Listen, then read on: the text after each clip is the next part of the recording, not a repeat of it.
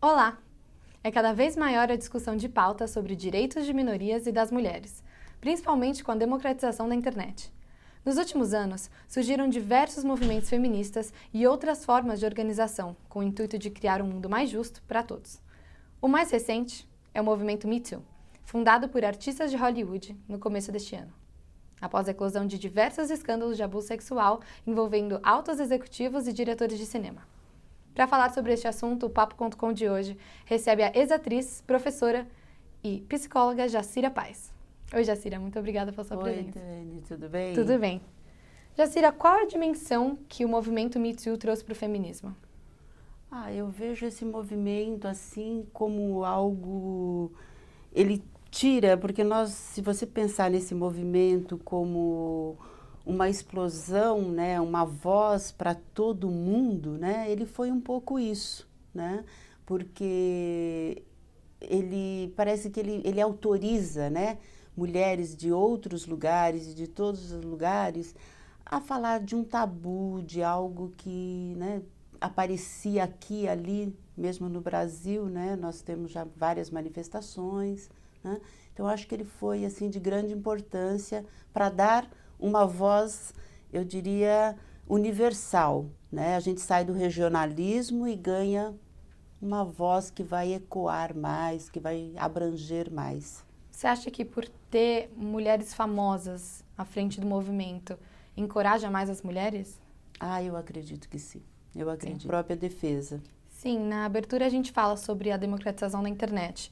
Atualmente no Facebook tem vários grupos feministas que conversam com as meninas e incentivam a falar mesmo e não Sim. ficar quieta, como o Me Too. Sim. Você acha que o Facebook, por exemplo, é uma boa saída para elas? Eu acho assim, é importantíssimo, né? Um canal, hoje a nossa voz está nas mídias, né, com essa coisa da tecnologia, e eu acho muito importante, é um canal de expressão, mas também há uma armadilha aí, porque também aquelas pessoas que se contrapõem, que são extremamente agressivas com qualquer tipo de movimento, esse canal também passa a ser um veículo, né, para criar essas polarizações, né, de pós Sim. e contra, isso que a gente está vivendo um pouco no Brasil em todas as nossas... na política, em todos os sentidos, né? As pessoas estão impregnadas de um radicalismo, uma coisa muito feia e muito triste, mas eu vejo o Facebook como um espaço importante para... Que traz a pessoa jovem para o movimento, né? Sim, porque parece sim. que ser feminista não é legal. Sim. Você fala que ser feminista, você é... E é onde o jovem se expressa, né? O jovem está nas mídias, o Facebook é um grande canal de expressão, eu diria para todas as idades, mas... para os jovens principalmente, né? Eu fico muito orgulhosa de ouvir essas vozes, né, que estão chegando, né, através dessas mídias. Sim. Pessoas com bastante conteúdo. E quanto ao extremismo, você viu que a Catherine Deneuve fez um manifesto com várias assinaturas alegando que existia um puritanismo por trás do movimento Me Too? Sim. O que você achou? Ela é uma atriz importantíssima, eu rendo todas as minhas homenagens a ela, mas eu acho que não foi uma fala feliz, uma manifestação feliz nesse momento, porque Sim. como ela é uma voz importante, ela foi lido como se ela estivesse autorizando, né, essas práticas de machismo, essas práticas de abuso sexual, e porque... você mexer com semideuses, né? Pessoas poderosíssimas. Pessoas poderosas né? na TV, né? Na TV, no mundo do esporte, tudo. Então, a fala dela não foi bem lida pelas feministas. Sim. Parecia que ela estava contra... Autorizando. Autorizando. Sobre essa contraposição de ideias, a gente fala um pouquinho mais no próximo bloco. Vamos para um rápido intervalo e na volta falaremos um pouco mais sobre o assédio sexual. Papo.com volta já.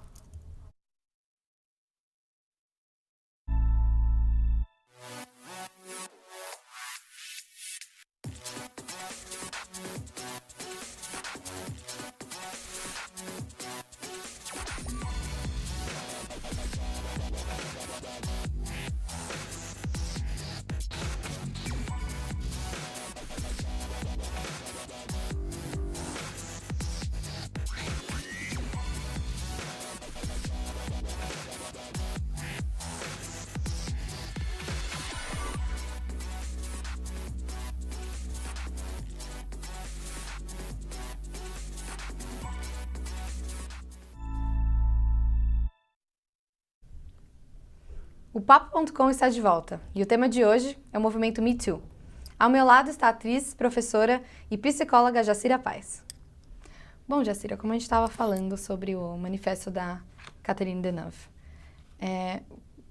tivemos alguns movimentos aqui no Brasil mesmo sobre o assédio sexual, o caso do José Maia na Rede Globo e agora, recentemente, o Deixa Ela Trabalhar, das jornalistas. O que você tem a falar sobre isso? Eu acho importante, é como nós estávamos falando, né, no início, que essas vozes, elas já estavam em alguns lugares, né? E com essa autorização, eu diria, né? Para que essa voz seja maior, a gente começa também a olhar para as nossas vozes. Uma coisa que eu gosto muito de citar, que é a Lei Maria da Penha, né? Que ela já está há muito tempo aqui em vigor no Brasil, é algo muito importante para as mulheres. E uma coisa que eu achei muito curiosa e interessante, um avanço, eu estava agora vindo de metrô e eu ouvi, né, no metrô dizendo: assédio sexual é crime, denuncie, né? E eu falei, nossa, isso é algo, né, é algo muito interessante, é uma resposta ao que nós vivenciamos aí recentemente dentro do transporte público. Então eu vejo que todas essas vozes são importantes, né? E quando elas saem desse regionalismo e alguém dá a elas importância, sim, elas vão ecoar de outra maneira. E eu acho que é o que nós precisamos, né? Do equilíbrio. Eu acho que nós não precisamos dessa coisa, desse fanatismo, sabe? Dessa perseguição. É necessário equilíbrio, uma sociedade equilibrada, né? Onde o masculino e o feminino constrói uma sociedade, constrói vozes, constrói espaço, né? E é assim que eu vejo, né? Eu acho super importante. Isso que você falou do metrô, são as pequenas vozes chegando literalmente no Estado, né? Sim, sim. E o que você acha do assédio sexual aqui em São Paulo, no transporte público, que tem sido bem falado? Eu acho isso extremamente agressivo, né? Porque muitas vezes, eu estava vindo hoje também olhando as expressões das pessoas, né? Muitas vezes você está no transporte público, você está completamente, você baixa a guarda, você está indo, você está vindo de uma noite mal dormida, muitas vezes, né?